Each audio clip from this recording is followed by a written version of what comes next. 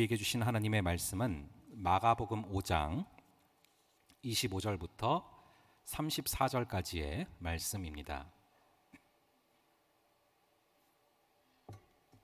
마가복음 5장 25절부터 34절까지의 말씀을 저와 여러분들 함께 교독하도록 하겠습니다. 12해를 혈루증으로 알아온 한 여자가 있어 많은 의사에게 많은 괴로움을 받았고 가진 것도 다 허비하였을 때 아무 효험이 없고 도리어 더 중하여졌던 차에 예수의 소문을 듣고 무리 가운데 끼어 뒤로 와서 그의 옷에 손을 대니 이는 내가 그의 옷에만 손을 대어도 구원을 받으리라 생각함일러라. 이에 그의 혈루 근원이 곧 마름에 병이 나은 줄을 몸에 깨달으니라.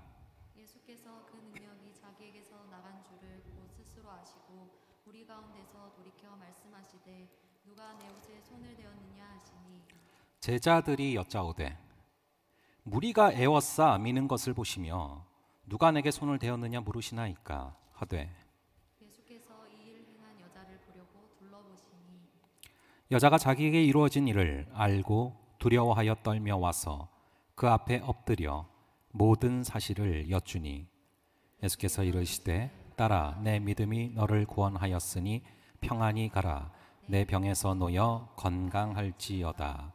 아멘. 잠시 기도하겠습니다. 아버지 하나님, 성령 하나님, 이곳에 가득 임재하여 계신 줄을 믿습니다. 저희가 말씀 가운데 나아갑니다. 성령 하나님께서 도우셔서 이 말씀이 들리는 역사를 허락하여 주시옵소서.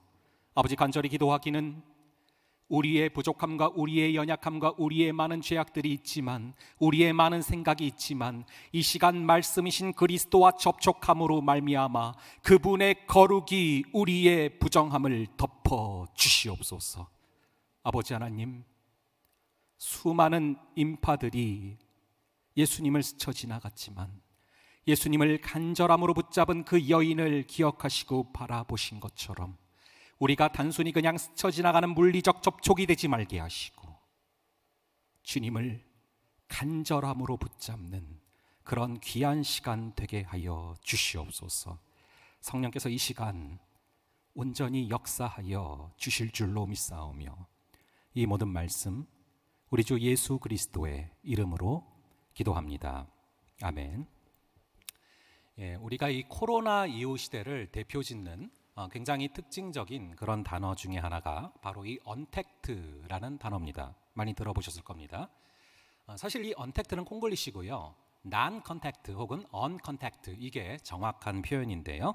뭐 어쨌거나 이 언택트는 접촉하지 않는 그리고 비대면에라는 그런 뜻을 갖고 있습니다. 이 단어와 함께 우리의 일상은 굉장히 급격하게 변하고 있습니다.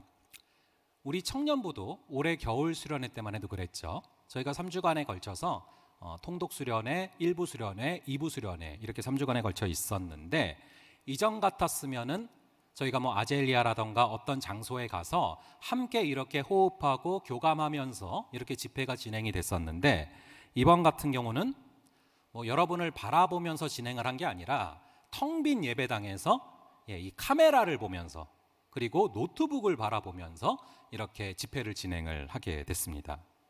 저만 해도 예전에 이제 여름 성경학교 같은 걸 하면요, 여러분 혹시 전지라는 거 아십니까? 이렇게 큰 흰색 종이가 있어요. 그럼 선생님들이 거기다가 뭐 이렇게 그림 그려가지고 설명하고 넘기고 또 설명해서 넘기고 이런 게 아직도 기억이 나는 그런 사람인데요.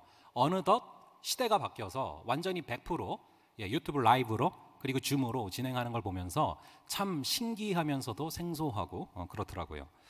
좀 이따가 우리가 광고도 하겠지만 이제 오늘 저녁 8시부터 이 제자반 1:1 양육 그리고 기초 양육반 이 양육 과정을 모집을 하게 되는데요. 이 제자 양육 과정 역시도 사상 최초로 작년까지도 그러지 않았는데 올해 같은 경우는 이 하이브리드 방식으로 진행을 하게 됩니다. 그러니까 정부에서 허락한 인원까지만 지금으로 치자면은 뭐 한 4명까지만 로테이션 돌면서 현장에 참여하고 그 시간에 동시에 다른 친구들은 온라인으로 참여를 하게 되는 그런 이제 하이브리드 방식으로 진행을 하게 될 건데요. 이것도 사실은 뭐 일반적으로 양육 과정은 서로 얼굴을 맞대고 눈빛을 바라보면서 서로 주고받는 이런 과정이 있어야 되는데 참 큰 변화들이 많죠. 뭐 사역뿐만이겠습니까? 우리의 일상도 이 비접촉의 사회 가운데 굉장히 많은 큰 변화들을 겪고 그러면서 거리두기를 스스로 실천하는 그런 사회로 바뀌는 것을 우리가 너무나 피부로 느끼고 있죠. 최근에 보면요, 이 사진을 한번 보여주시면은 이 말레이시아에 이 드라이브 스루 결혼식이 생겼어요. 그래가지고 한번 띄워주시면은 참 희한한, 이건 딱 봐도 결혼식은 아니죠.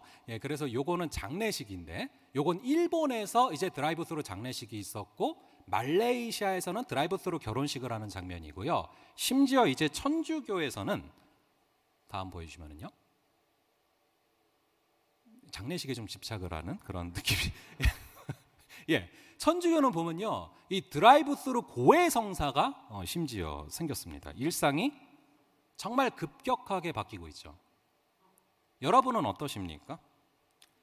여러 기사에도 나오고 있고 제가 신방을 하면서도 많이 느끼고 있는데 참 이 비접촉의 상황이 지속되면 지속될수록 참 많은 경우 극심한 스트레스와 우울증을 겪는 그런 친구들이, 또 그런 사람들이 정말 많아지고 있습니다. 생각보다 여러분들 주변에 굉장히 많으실 거예요.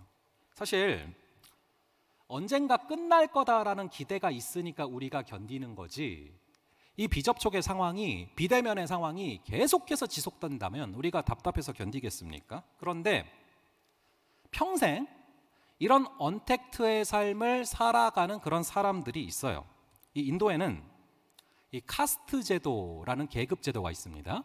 그런데 그 가운데 이 달리트라는 불가촉 천민이 있어요. 언터처블, 말 그대로 접촉하면 불결하다라고 여겨지는 그런 이 천민들이 있는데요. 이 사람들은 걸어 다닐 때 심지어 자신의 발걸음도 남기면 안 된다고 해서 엉덩이에 빗자루를 달고 걸어 다닙니다. 그러니까 니네가 남긴 발걸음조차 더러워라는 거죠.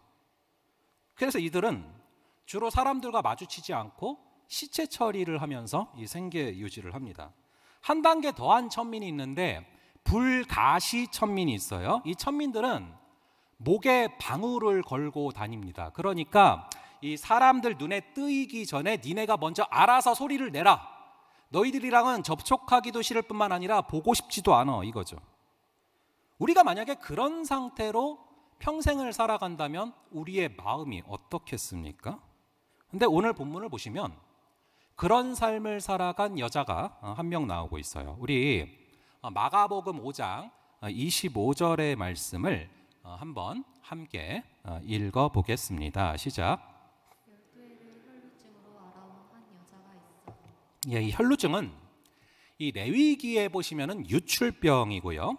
이게 여자들만 앓게 되는 그런 병인데요. 하혈을 계속하면서 피가 멈추지 않게 되는 그런 병입니다. 원래 자매들은 이제 한 달에 한 번씩 생리라는 것을 하게 되고요. 그에 따른 고통이 상당히 큽니다.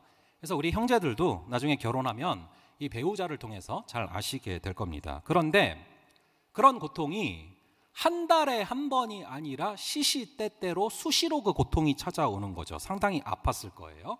동시에 이 혈루병은 그 당시에 굉장히 부정한 병으로 여겨졌는데 이것은 이 당시 유대인들이 갖고 있었던 잘못된 세계관에 기인을 합니다. 이 유대인들은 세 종류가 부정하다라는 잘못된 생각을 갖고 있었어요. 첫째로 여자로 태어난 게 부정하다. 둘째로 이방인으로 태어난 게 부정하다. 셋째로 장애를 갖고 태어난 게 부정하다. 이게 이 유대인들이 갖고 있었던 좀 잘못된 그런 관점이었는데, 그거에 따르자면 이 혈루증 앓는 여인은 여자로 태어난 것도 부정한데 게다가 유출병까지 앓고 있는 것이죠. 그렇다면 이 사회에서 이 여자를, 일상에서 이 여자를 어떻게 대했을까? 그래서 이 여자는 어떤 마음으로 살아오게 됐을까? 이것을 여러분들이 시간이 나시면 레위기 15장을 한번 자세히 읽어보시면 아주 입체적으로 이해할 수가 있습니다. 이 레위기 15장은 이런 유출병을 앓고 있는 사람들을 어떻게 대해야 되는가가 자세히 기술되고 있는 그런 책인데요. 핵심은 누구라도 이 여자와 접촉하면 접촉한 사람까지도 불결해지고 부정해진다라는 것입니다. 우리 한번 레위기 15장 26절을 한번 볼게요. 레위기 15장 26절 한번 함께 읽어보겠습니다. 시작. 그의 일출이 있는 모든 날 동안에 그가 놓는 침상은 그에게 불결한 때의 침상과 같고 그가 앉는 모든 자리도 부정함이 불결한 때의 부정과 같으니. 예, 이거를 뒤까지 보시면은 직접적인 이 여자와의 접촉뿐만 아니라 2차 감염 역시도 부정해진다라는 것을 쓰고 있어요. 그 여자가 눕는 침상 아니면은 그 여자가 앉았던 의자까지도 불결하다라는 것입니다. 즉, 이 여자가 지나가면서 어떤 침대를 만졌어요. 근데 나중에 좀 있다가 어떤 사람이 지나가면서 그 침대를 만지면 그 침대를 만진 그 사람까지도 불결해진다라는 것이죠. 2차 감염이죠. 그래서 이 여자가 만진 것은 다 불살라야 된다라는 것입니다. 사람들이 그녀를 얼마나 더럽게 여겼는지 여러분들이 감이 오시죠?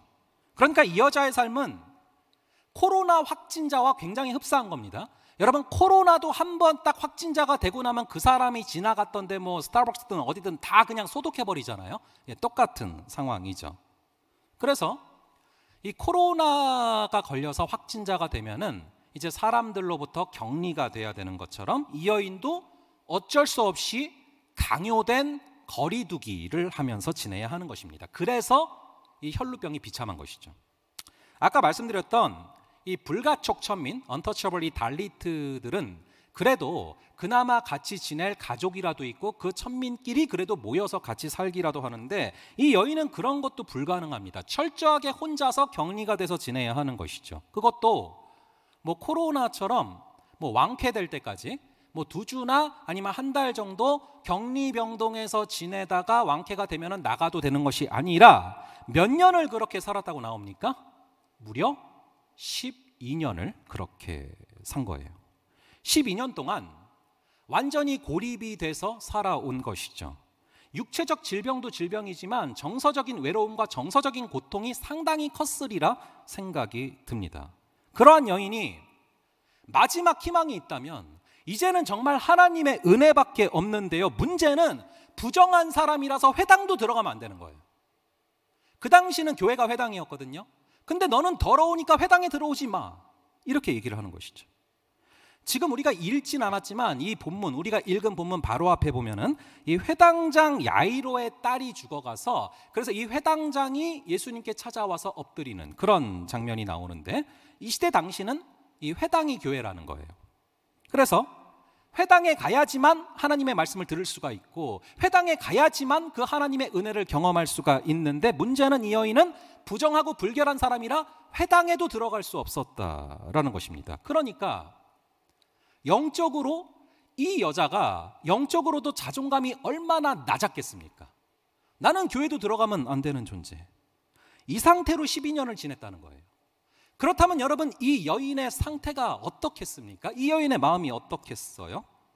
우리가 지금 마스크를 쓰고 그리고 사회적인 거리두기를 실제로 지금 하고 있기 때문에 더 잘 이해할 수 있는, 즉 시대가 조명해 주는 본문이라고 생각을 해요. 저희도 몇 번 예배가 중단이 된 적이 있지 않습니까? 예, 그래서 이 코로나가 극심해지면서 결국 예배를 비대면으로 드린 적이 몇 번 있어요. 뭐 4주 연속으로 한번 못 드린 적도 있고 6주 연속으로 우리가 예배 드리러 같이 모이지 못하고 인터넷으로만 예배를 드린 적이 있어요. 그때 여러분 어땠습니까? 우리가 이렇게까지 추락할 수 있구나. 이런 것들을 몸소 체험하지 않았습니까?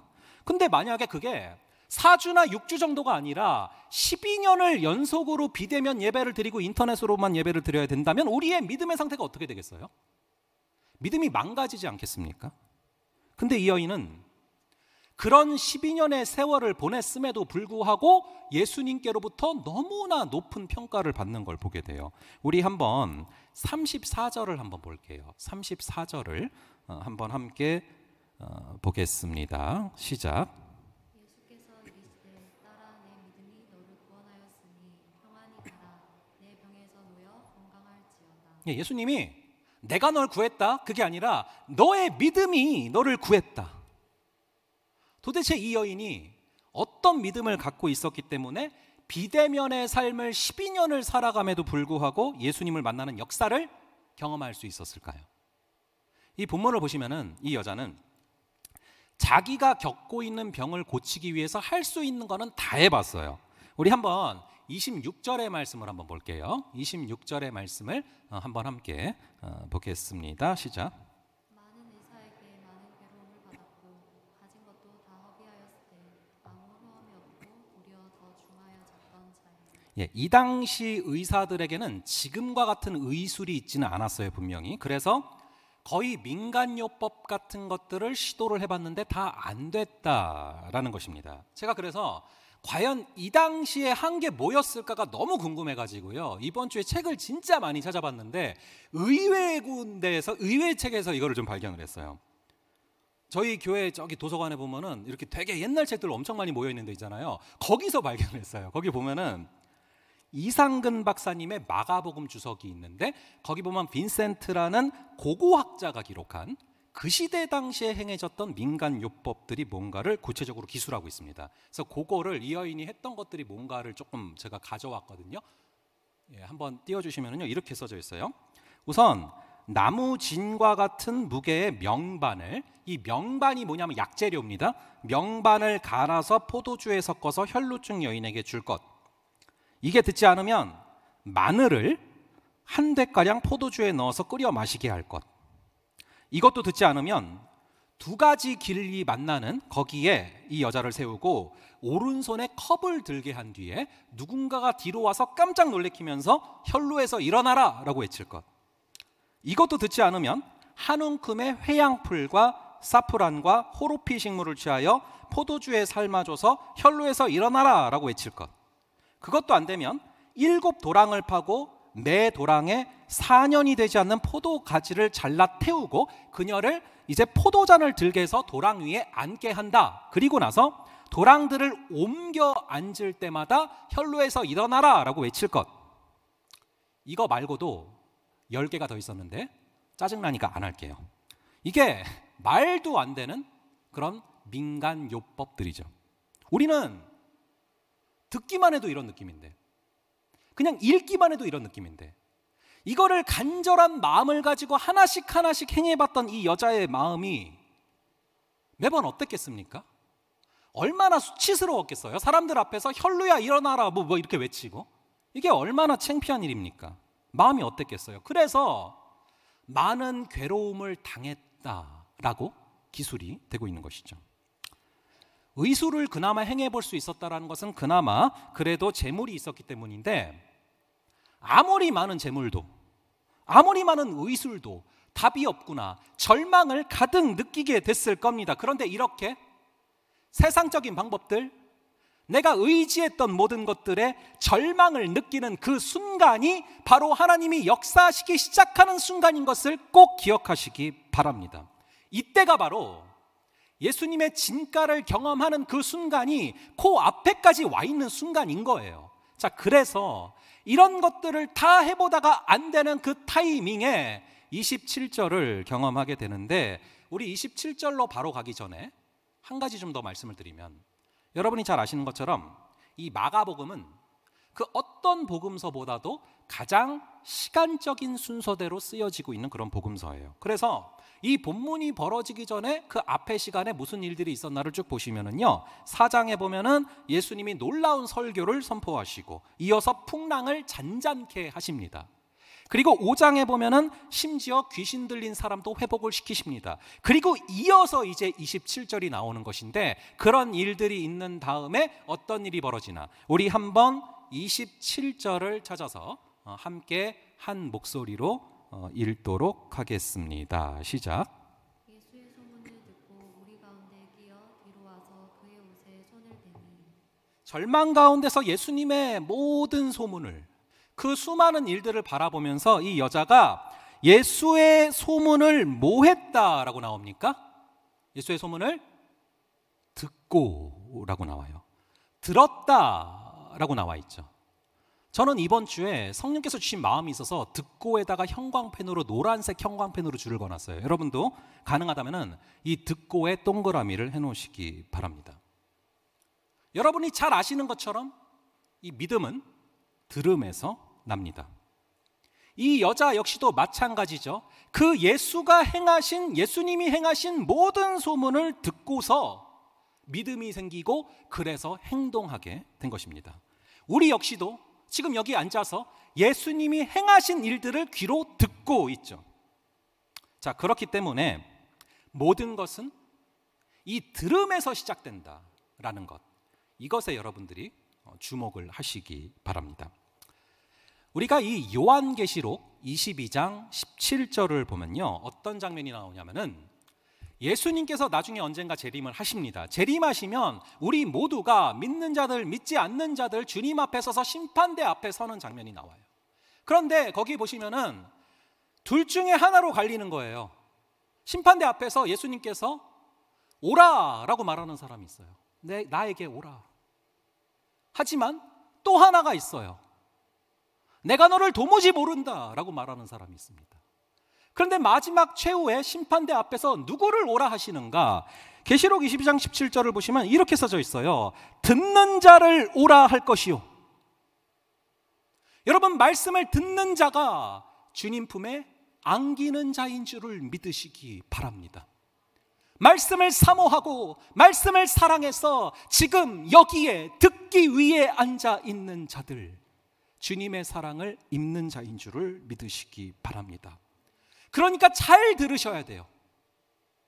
우리가 들어야 거기서 믿음이 나고 구원을 받고 들어야 기적의 역사를 체험한다라는 것을 오늘 본문은 정확히 기록을 하고 있는 것이죠. 그렇기 때문에 우리가 매주 주일 모여서 말씀을 듣는 거예요. 들어야 되기 때문에 우리가 양육 과정을 통해서 심화해서 제자 과정을 통해서 또 말씀을 듣는 거예요. 듣는 것이 너무 중요하기 때문에 우리가 또 사랑방 모임을 통해서 말씀을 듣고 또 쉐어링을 하게 되는 것이죠. 들어야 살고요, 듣는 것에서 모든 삶의 기적이 시작이 되는 첫걸음인 것을 잊지 마시기 바랍니다. 그렇게 이 여인이 듣고 나서 그 다음에 무슨 행동으로 이어지느냐, 무슨 과정을 겪게 되느냐, 우리 한번 28절을 한번 함께 볼게요. 28절의 말씀 한번 함께 읽겠습니다. 시작. 이는 내가 그의 옷에만 손을 대어도 구원을 받으리라 생각함이로라. 예, 그분에 대해서 듣고 나니까 뒷부분에 보면은 어떤 단계로 나아가요? 뭐 일러라? 생각함 일러라. 그래서 저는 이 생각함에도 역시 동그라미를 쳐놓고 노란색 형광펜을 쳤어요. 듣고 나니까 생각하게 되는 것입니다. 그분에 대해서 계속 듣고 나니까 이전에는 한 번도 생각해 보지 못한 독창적이고 창의적이며 어떻게 보면 좀 위험하기까지 한 그 생각을 하게 돼요. 여기서 이 생각함일러라, 이것은 미완료형이에요. 즉 반복해서 계속해서 생각했다라는 거예요. 한 번 생각하고 끝, 이게 아니라 미완료형. 계속해서 주님에 대해서 생각했다. 그녀는 마음으로 반복하고 또 반복하면서 생각했어요. 다짐했어요. 이 여자가 주님에 대해서 듣고 계속해서 생각하면서 마음속에 되뇌었던, 다짐했던 그것이 무엇입니까? 내가 예수님의 옷자락에 손만 대어도 나는 회복이 될 거야. 나는 감히 회당에도 나아갈 수 없는 그런 부정한 사람이지만 내가 몰래라도 그분의 옷자락에라도 손을 대고 연결이 되면 나의 삶에는 다른 이야기가 시작이 될 거야. 이렇게 그녀는 거룩한 상상력으로 가득 차게 됐어요. 그 시작점이 뭐였습니까? 바로 그분에 대해서 들음으로 모든 것이 시작이 됐고요, 그분의 이야기를 듣자 생각하게 됐고 결국에는 상상하게 됐습니다. 간절히 바라기는 우리 역시 그분의 말씀을 듣고 그분을 배울 수 있는 그러한 자리를 사모할 수 있는 귀한 역사가 있기를 간절히 바랍니다. 그러할 때 들음으로 말미암아 믿음이 생기고 믿음은 거룩한 상상력으로 이어지고 이 거룩한 상상력은 결국 실제적인 기적의 역사를 가져오는 것이죠. 이전에 제가 특강에서 비행기가 중요하다라는 얘기를 들었어요. 비행기가 중요하다. 이게 약자인데 비는 비전이에요. 이 비전을 품으면 행동하게 되고 행동하면 기적이 우리의 삶에 벌어진다라는 그런 내용이었습니다. 이 비전을 오늘 구절로 표현하자면은 듣고 생각하는 거예요. 예수님에 대해서 계속 듣고 예수님에 대해서 계속 생각하다 보면 예수님이 우리의 비전이 되고, 그럴 때 우리는 행동하게 되고, 그럴 때 결국 기적의 역사가 나타난다라는 것이죠. 자, 그렇다면 이 여인이 들음으로 말미암아서 생각한 것이 구체적으로 무엇입니까? 이 여자가 구체적으로 무엇을 생각을 했습니까? 우리가 요거를 살펴보기 위해서 그 시대 당시 사람들이 하고 있었던 생각을 좀 볼게요. 레위기 15장 10절을 한번 볼게요. 레위기 15장 10절. 이 구절을요, 저와 여러분들 함께 읽도록 하겠습니다. 시작. 그의 몸 아래에 닿았던 것에 부족한 자는 다 저녁까지 부정하며 그런 것을 옮기는 자는 그의 옷을 빨고 물로 몸을 씻을 것이며 저녁까지 부정하리라. 혈루병은요, 자신에게 닿는 모든 것이, 심지어 사람까지도 부정하게 만들어버리는 그런 병이에요. 그러니까 혈루병을 앓는 자가 정결한 자의 옷에 손을 대면 정결하던 자까지도 부정해지는 거죠. 이거를 전가라고 합니다. 전가된다. 그 부정함이 전가된다. 어찌 보면 여기까지가 그 시대 당시 사람들이 갖고 있었던 전가에 대한 그 생각의 한계고 사고의 한계예요. 근데 이 여인은 들음으로 말미암아서 생각하게 되고, 생각함으로 말미암아 거룩한 상상력을 발휘하게 되는데, 그게 뭔지 아십니까? 이 전가라는 개념에 대해서 완전히 거꾸로 생각하게 된 거예요. 내 손이 닿는 것마다 다 부정해. 그래서 사람들이 나를 피해. 나는 더러운 사람이야. 부정한 게 닿게 되면 다 더러워져. 이것이 이 시대 당시 사람들이 갖고 있던 생각의 한계인데, 이 여자는 이거를 거꾸로 생각했어요. 그분과 연결되면 그분은 거룩하신 분이니까 내 더러움이 이 거룩함을 오염시키는 게 아니라 그분의 거룩함이 나의 더러움을 전염시킬 거야. 어둠은 빛을 이길 수가 없어. 그래서 이 여자는 그 시대 당시 사람들은 생각할 수 없었던 그 생각을 하게 된 거예요. 예수님이 주체가 되는 그 전가를 생각하게 된 것입니다. 저는 이것이 정말 획기적인 발상이고 정말 거룩한 상상력이 발휘된 것인데, 이것은 성령께서 주신 생각이라고 저는 믿습니다. 말씀을 듣고 계속 그것을 곱씹고 묵상하면서 나아갈 때 사람들의 생각의 한계를 뛰어넘는 성령의 사고가 가능해지는 것이죠. 그래서 부정한 것이 다 오염시킨다는 게 그 시대 당시의 한계인데, 이 여자는 거룩하신 그분과 접촉하면 그분의 거룩이 거꾸로 나에게 전가될 것이다 라는 그 사고를 하게 된 것입니다. 우리 역시 마찬가지죠. 우리에게는 한계가 너무 많아요. 우리에게는 선한 게 하나도 없습니다. 그래서 우리 손이 닿는 것마다 부정해지고 불결해지고 더러워집니다. 우리가 손대서 잘 되는 게 별로 있습니까? 우리가 손대서 잘 되는 일이 많이 있습니까? 하지만 우리 안에 계신 성령께서 역사하시기 시작하면, 우리 안에 계신 성령께서 일하시기 시작하면, 우리가 맺고 있는 모든 관계들, 우리가 진행하는 모든 일들 가운데 하나님의 만지심이, 그래서 회복의 역사가 임하게 될 줄로 믿습니다. 그렇기 때문에 여러분, 모든 일을 시작할 때 말씀과 기도로 시작하는 게 너무 중요하다라는 거예요. 그래야 내 손이 닿는 게 아니라 성령께서 닿게 하세요. 그런데 그렇지 않고 말씀과 기도가 없이 회의로 모든 걸 시작한다? 정말 위험한 거예요. 간절히 바라기는 여러분들이 행하는 모든 일들, 여러분이 진행하는 모든 일들을 말씀과 기도로 시작함으로 말미암아 나의 손이 닿는 것이 아니라 성령 하나님께서 그 일에 손을 대주시는 역사가 있기를 간절히 바랍니다. 내 안에 계신 성령님께 날마다 손을 대셔야 되고요, 말씀으로 찾아오시는 그리스도께 날마다 손을 대시는 그런 저와 여러분 되기를 바랍니다. 그래서 이 여인은 그런 생각을 마음에 품고 결국에는 그 마음이 행동으로 나가게 됩니다. 원래 사람은 머리에 가득 찬 게 마음으로 내려가게 되고 마음에 꽉 찬 게 행동으로 나가는 거예요. 그래서 지정의가 연결이 된 거 아닙니까? 그래서 이어지는 행동이 무엇이냐 한번 볼게요. 우리 27절과 28절 27절과 28절 이 두 구절을 한번 읽어보겠습니다. 시작.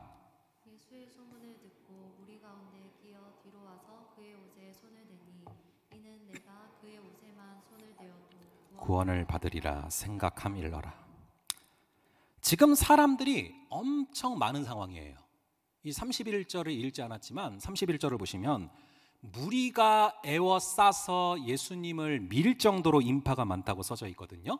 근데 이 여자가 그 한복판으로 지금 뛰어든 겁니다. 말씀드렸다시피 이것은 더러운 병이기 때문에 사람들한테 잘못 걸리면 돌에 맞아 죽을 수도 있어요. 근데 지금 상황이 어떤 상황이냐, 이 본문의 상황이 이 회당장에 12살 된 딸이 죽어가고 있어서 이 회당장이 예수님께 가서 무릎을 꿇고 살려달라고 빌고 있는 장면이에요. 여러분, 예수님은요 기적을 굳이 행하지 않으셔도 그냥 말씀만 전하셔도 5,000명이 넘는 사람들이 모였었어요. 그런데 지금 이 상황은 얼마나 초유의 사태냐 하면은 이 회당장은 그 지역의 유지입니다. 모르는 사람이 없습니다. 권위가 있습니다. 사회적 지위가 있는 사람입니다. 유명한 사람이에요. 뭐 표현이 맞는지 모르겠지만 뭐 대구시장 정도다 생각을 해봅시다. 자, 그런데 그런 회당장이 시골 출신, 굉장히 젊은 그 선지자 앞에 무릎을 꿇고 자신의 딸을 살려달라고 하는 그런 초유의 사태가 벌어졌으니 이만한 볼거리가 없어요. 아주 인산인해를 이루었을 겁니다. 수많은 사람들이 모여있는 상황이에요. 그러니 오히려 이 여자에게는 이것이 얼마나 절호의 찬스입니까? 자신이 있는지 없는지를 사람들이 알 수도 없을 만큼 사람들이 모여 있으니까 이걸 기회로 생각한 거죠. 그래서 지금까지 수없이 주님에 대해서 들어왔고 수없이 주님에 대해서 생각했던 순간들이 쌓였는데 그 가운데 결국 기회를 잡게 된 것이죠. 제가 자주 말씀드리지 않았습니까? 우리가 날마다 이 크로노스의 순간에 성실하게 임하면 어느 순간 카이로스의 순간을 잡을 수 있게 된다. 바로 이겁니다. 주님에 대해서 계속 생각하고 주님에 대해서 계속 듣는 가운데 이 카이로스의 순간이 임했는데 이 기회를 포착하고 잡은 것이죠. 그래서 청중 틈에 끼어들어서 조용히 예수님의 옷을 만집니다. 그리고 치유의 역사가 벌어졌어요. 사실 예수님을 너무 많은 사람들이 애워싸서 밀고 가고 있었기 때문에 누구나 예수님에게 옷 한 번씩은 스쳤을 거예요. 사실 모르고 손치고 지나간 사람들도 굉장히 많아요. 이 여자만 스친 게 아니죠. 그래서 오늘 구절에도 나오잖아요. 예수님께서 누가 내 옷자락에 손을 댔냐 물어보시니까 제자들이 뭐라고 해요? 아니 예수님, 이렇게 수많은 사람들이 애워싸고 가고 있는데 당연히 누가 스쳤겠죠. 당연히 만지고 지나갔겠죠. 뭘 그런 걸 물어보십니까? 이러잖아요. 그런데 이 여인의 손댐과 수많은 사람들의 스침은 본질적으로 달라요. 완전히 달라요. 우리 30절 한번 보시죠. 30절 말씀 한번 함께 읽겠습니다. 시작. 예수께서 그 능력이 자기에게서 나간 줄을 곧 스스로 아시고 우리 가운데서 돌이켜 말씀하시되 누가 내 옷에 손을 대었느냐 하시니 예수님은요 누군가가 일부러 내 옷에 손을 대고 일부러 잡았다는 것을 정확히 알고 계시죠. 이 여자만 손댔습니까? 아니에요. 수많은 접촉들이 있었어요. 바싹 에워싸서 밀고 가고 있었다라고 나와요. 근데 왜 유독 이 접촉만 바라보시고 왜 유독 이 접촉만 말씀을 하십니까? 수많은 접촉들이 있었지만 그 접촉은 그저 물리적인 접촉일 뿐이었습니다. 근데 이 여인은 같은 물리적인 접촉이지만 그 심령에 주님을 향한 뜨거운 목마름과 뜨거운 배고픔이 담긴 그런 접촉이었어요. Hungry for God이죠. 그렇기에 예수님께서는 그 접촉을 명확하게 느끼시고 누가 내 옷에 손을 댔고 잡았느냐라는 것을 일부러 여쭤보고 계시는 거예요. 오늘도 수많은 사람들이, 수많은 여러분들이 지금 예배를 드리러 이곳에 나와 있지만 그냥 물리적으로만 나와서 물리적으로만 접촉하고 가는 사람도 있을 수 있고, 누군가는 이 여인처럼 예수님의 옷자락에라도 손을 대면은 내게 온전한 회복이 임할 줄 믿습니다 라는 간절한 마음으로 접촉을 하고 계시는 분이 있을 줄로 믿습니다. 주일날 말씀이신 그리스도와 접촉하는 그 접촉이 단순한 물리적 접촉이 아니라 주님을 사랑하는, 주님을 만나고 싶은 간절함이 담긴 인격적 접촉되기를 간절히 바랍니다. 자, 그래서 이 여자가 옷자락에 손을 대자 29절에 보면은 병이 났어요. 완전히 났습니다. 근데 30절에 보면은 예수님께서는 굳이 왜 누가 내 옷에 손을 댔냐, 이걸 왜 굳이 물어보십니까? 혈루병 여인이니까 뭐 부끄러워서 그랬겠거니 하고 뭐 이미 병도 낫겠다, 그냥 모른 척 넘어가셔도 될 법한데, 사실 전능하신 그분이 누가 됐는지 모르는 것도 아니실 텐데 왜 굳이 확인을 하십니까? 왜 굳이 누가 손을 댔냐 이걸 확인하고 물어보십니까? 그 정답이 32절에 있어요. 우리 32절의 말씀 한번 함께 읽어 보겠습니다. 시작. 예수께서 이 일 행한 여자를 보려고 둘러보시니. 보시려고 찾으신 거예요. 보려고 찾으신 거예요. 병이 낫는 게 목적이면 그 목적은 이미 이루어졌어요. 근데 예수님은 병이 다 낫다고 끝난 게 아니라 더 중요한 게 있는 거예요. 병만 낫는 게 아니라 이 여자가 전인격적으로 온전하게 그 마음이 회복되기를 원하신 겁니다. 그래서 찾아서 보셨어요. 보고 싶으셔서, 눈과 눈이 마주치고 싶으셔서 지금 찾으신 겁니다. 결국 그녀와 눈빛을 마주치시고 긍휼의 눈빛으로, 사랑의 눈빛으로 바라보시고 이 여자가 예수님의 마음을 알기를 간절히 원하신 거예요. 그녀를 얼마나 사랑하시는지, 그녀를 얼마나 귀하게 여기셨는지, 회당에도 들어오지 못할 만큼 거절된 삶을 살아왔지만 예수님이 이 여자를 얼마나 사랑하셨는지 그것을 알게 하시려고, 그래서 보고 싶으셔서 일부러 찾으신 것입니다. 내가 노심초사하는 그 문제가 해결되는 것보다 훨씬 더 중요한 것은 바로 그분과 눈빛을 마주치고 그분과 관계가 회복되고 친밀해지는 것인 줄로 믿습니다. 그러할 때 우리 삶 가운데는 이 34절이 가능해지는 것입니다. 우리 34절의 말씀 마지막으로 함께 읽도록 하겠습니다. 시작. 예수께서 이르시되 딸아 내 믿음이 너를 구원하였으니 평안히 가라. 내 병에서 놓여 건강할지어다. 문제를 해결하실 뿐만 아니라 주님의 마음을 느끼고 주님과의 친밀감이 회복됨으로 말미암아 우리에게는 결국 평안히 일상을 걸어갈 수 있는 그 역사가 임하게 되는 것입니다. 우리 이것을 사모하면서 우리 이제 찬양하고 또 기도하며 나아가겠는데요. 여러분 찬양하실 때 옷자락에서 전해지는 사랑, 이 찬양 함께 찬양하면서 나아가시겠고요. 여러분 잘 아시는 것처럼, 우리가 들은 것처럼 수많은 사람들이 애워싸고 접촉했지만 그 접촉과 간절함으로 옷자락을 붙잡은 그 접촉은 완전히 다른 접촉이라는 것을 우리가 알았어요. 우리가 기도하며 나아가는 그 순간들이 정말 이 여인이 옷자락을 붙잡은 것처럼 그런 물리적 접촉이 아니라 간절함이 담긴 인격적 접촉이 되기를 바랍니다. 우리 그러한 마음으로 함께 찬양하며 기도하며 나아가겠습니다.